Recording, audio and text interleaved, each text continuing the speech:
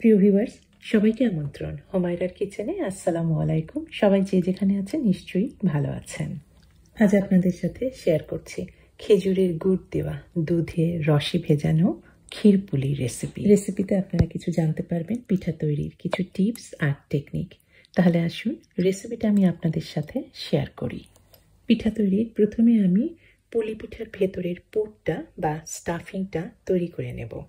আর আমি এটা করে তৈরি করছি দুধের ছানা দিয়ে। দুধের ছানা কীভাবে তৈরি করছি সেটা আর দেখালাম না।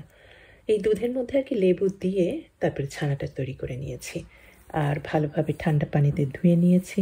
আর যেই কড়াই আমি ছানাটা তৈরি করেছি সেই কড়াই আমি পুরটা তৈরি করছি। এই জন্য কড়াইয়ের আশেপাশে যে সাদা যেই এগুলি দেখতে পাচ্ছি সেগুলি আসলে ছানার দানা। এর মধ্যে দিয়েছি সামান্য কিছুটা পানি আর দিয়েছি গুড়। গুড়টা আসলে আপনাদের পছন্দ মতো দিবেন, যেরকম মিষ্টি আপনারা পছন্দ করেন। আমার এখানে হবে হাফ কাপের মতো গুড়। এই পানিটা দিয়েছি গুড়টা যাতে ভালোভাবে গলে যায়। গলে গেলে দিয়ে দিলাম তৈরি করা ছানাটা, আর দিয়ে দিলাম মুঠো খানেক কিশমিশ। কিশমিশ দিতে পারেন, বাদাম দিতে পারেন, আলমন্ড, কাজু বাদাম বা চীনা বাদাম একটু গুঁড়া করেও দিতে পারেন, কিন্তু তাহলে পুরের পরিমাণটাও বেড়ে যায় আর টেস্টও হয় কিন্তু ভালো। দেখতে পারেন সামান্য কিছুটা মাখনও দিয়ে দিয়েছি, 1 টেবিল চামচের মতো হবে। আপনারা ঘিও ব্যবহার করতে পারেন। এখন ছানার মধ্যে যে পানি আছে সেই পানিটাই আসলে আমি একটু মিডিয়াম হিটে শুকিয়ে নিচ্ছি। আমি এখানে পিঠার জন্য আজকে দুধের ছানার পুর ব্যবহার করছি। আপনারা কিন্তু আবার দুধের ছানা পুরের বদলে আমাদের কনভেনশনাল ট্র্যাডিশনাল যে আমাদের নারকেলের পুর ব্যবহার করা হয় সেটাই। একইভাবে ছানার পরিবর্তে আমি যেভাবে দেখালাম, ছানার পরিবর্তে শুধুমাত্র আপনারা নারকেল, কোরানো নারকেল দিয়ে দেবেন, তাহলেই হবে। আর এই তো সমস্ত পানি তো শুকিয়ে গেছে, বেশ ঝরঝরা হয়ে গেছে। রান্নায় প্রায় শেষ পর্যায়ে আমি দিয়ে দিলাম এটা এলাচ গুঁড়া। এলাচ গুঁড়াটা একদম শেষ পর্যায়ে দিবেন রান্নার, তাহলে হবে কি এলাচের একদম সুগন্ধটা রান্নার ভেতরে, পুরের ভেতরে থেকে যাবে। পুরটা তৈরি হয়ে থাকলো। এখন আমি নেক্সট প্রসেসে চলে যাচ্ছি। নেক্সট প্রসেস হচ্ছে এই খামিরটা তৈরি করা। পিঠার খামিরটা আজকে আমি চালের আটা দিয়ে তৈরি করছি না, আজকে আমি তৈরি করব ময়দা দিয়ে। প্যানে 1 কাপ পরিমাণ পানি নিয়েছি আর তার মধ্যে দিয়ে দিলাম আধা চা চামচের মতো লবণ। ভালোভাবে যখন বলক চলে এসেছে পানিতে তখন দিয়ে দিলাম যে কাপে পানি দিয়েছি সেই কাপেরই 1 কাপ পরিমাণ ময়দা। ময়দা দেওয়ার সাথে সাথে কিন্তু আমি চুলাটা বন্ধ করে দিয়েছি। এখন একটু কিছুক্ষণের জন্য ঢেকে রাখবো 5 থেকে 10 মিনিটের মতো। এই ফাঁকে আমি একটা জিনিস তৈরি করে নিয়েছি একটা বাটিতে। আমি ছোট একটা আলু, সেদ্ধ আলু খুব ভালোভাবে মিহি করে, এর মধ্যে যেন কোনো দানাই না থাকে, একেবারে ভর্তা করে নিলাম। আর তার মধ্যে ভেঙে দিলাম একটা ডিম, রুম টেম্পারেচারে থাকা। আর এখানেও কিছুটা এলাচ গুঁড়া দিয়ে দিলাম, হাফ চা চামচ বা 1 চা চামচের মতো হবে। আর এই মিশ্রণটাই এখন সেই গরম, একেবারে তৈরি, এখনো গরম আছে কিন্তু, এই মিশ্রণ দিয়ে এখন ওই সেদ্ধ করা ময়দাটা ভালোভাবে মাখতে হবে। প্রথমে কিন্তু একটু মনে হবে যে একেবারে এটা একটু আঠালো আঠালো হয়ে গেছে, মাখা একটু অসুবিধা হচ্ছে। কিছুক্ষণ মাখতে মাখতে দেখবেন যে এটা কিন্তু একদম শুকনা শুকনা হয়ে গেছে। সমস্ত ওই যে আলু, ডিমটা একেবারে অ্যাবজর্ব করে নিবে যখন ময়দাটা, দেখবেন যে এটা মোটামুটি একেবারে শুকনা শুকনা একটা খামিরের মতো হয়ে যাচ্ছে। ডিম আর আলুটা দিয়েছি আসলে এই পুলি পিঠাটাকে নরম করার জন্য। আলুর পরিমাণটা আরেকটু বাড়িয়েও দিতে পারেন। এখানে 1 কাপ ময়দা, তো এখানে সিকি কাপ পরিমাণ আলু সেদ্ধ ব্যবহার করতে পারেন। খুব বেশি আঠালো হয়ে থাকলে হাতে সামান্য কিছুটা তেল, আধা চামচ, সিকি চা চামচের মতো তেল নিয়ে মথে নেবেন। মাত্র 5-6 মিনিটের মতোই মথে নিয়েছি। একেবারে খামিরটা কিন্তু মসৃণ একটা খামির হয়ে গেছে। এখন পিঠা তৈরি করব। পিঠাটা আপনারা আপনাদের পছন্দ মতো শেপে তৈরি করে নেবেন। আমি করছি গোল।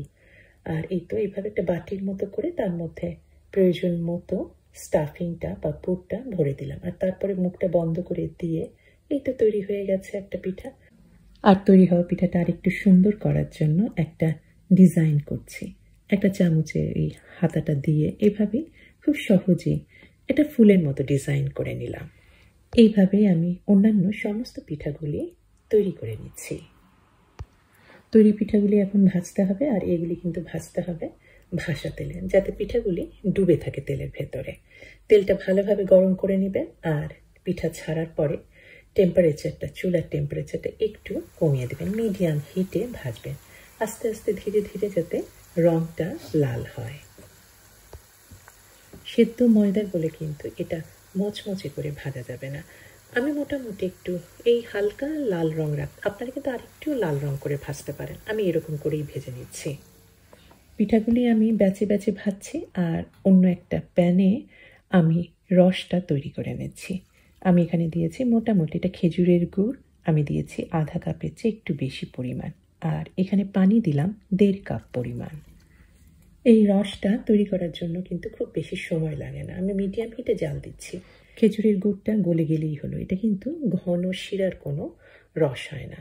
আর আমি এটা দুধের শিরা তৈরি করছি বা দুধের রস তৈরি করছি, এখন পর্যন্ত কিন্তু দুধের কোনো নামগন্ধ নাই। এখন কি করি দেখেন, একটা বাটিতে আমি প্রায় 3-4 টেবিল চামচের মতো ফুল ক্রিম গুঁড়া দুধ নিয়েছি, আর তার মধ্যে এখন সেই ফুটন্ত গরম সেই খেজুরের গুড় গলানো পানিটা দিয়ে দিলাম। আর এভাবেই তৈরি হয়ে গেল খুব সহজে পিঠা ভেজানো দুধের রসটা। খেজুরের গুড় দিয়েছি, কিন্তু দুধ কিন্তু এভাবে করলে একদমই ফাটবে না। দুধের এই শিরাটা বা রসটা কিন্তু এখনও একেবারে গরমই আছে। আর এটাই ভেজে নিয়েছি অলরেডি আমি সমস্ত পিঠাগুলি। তার মধ্যে এটা একটু বড় একটা পাত্রে রেখেছি পিঠাগুলি, যাতে এগুলি কিন্তু রসে ভেজানোর পরে কিছুটা ফুলে উঠবে। আর ঢেলে দিলাম সম্পূর্ণ সেই গরম রসটার। পিঠাগুলো কিন্তু ঠান্ডা হয়ে যায়নি, এগুলো কিন্তু গরম আছে। এখন ঢেকে রেখে দেব প্রায় ঘন্টা থেকে 2 ঘন্টার মতো। 2 ঘন্টা পরে দেখাচ্ছি পিঠাগুলি কীরকম সাইজ হয়েছে। পিঠাগুলি দেখেছেন, পিঠাগুলি কিন্তু ফুলে প্রায় ডাবল সাইজের হয়ে গিয়েছে। ময়দা দিয়ে ক্ষীরের পুর ভরা পুলি পিঠা কিন্তু দেখতে যেমন সুন্দর হয়েছে, খেতেও কিন্তু দারুণ স্বাদের হয়েছে। আর আমি একটু সাজানোর জন্য মাঝখানে পিঠাগুলির উপরে দিয়ে দিলাম এটা কিশমিশ দিতে পারেন, আমি দিয়েছি ক্র্যানবেরি। ক্র্যানবেরির রঙটা একটু লাল রঙের হয় বলে দেখতে সুন্দর লাগে। আপনারা টুটি ফ্রুটিও দিতে পারেন, দেখতে কিন্তু ভালো লাগবে। আশা করি একটু নতুন ধরনের এই ময়দা দিয়ে তৈরি করা ক্ষীরের পুলি পিঠা রেসিপিটা আপনাদের পছন্দ হবে। আর পছন্দ হলে অনুরোধ করব অবশ্যই আমার চ্যানেলকে সাবস্ক্রাইব করে আমার সাথেই থাকবেন। তাহলে আজকে এখানেই শেষ করছি। সবার সুস্বাস্থ্য আর কল্যাণ কামনা করে আমি হোমায়রা। আল্লাহ হাফেজ।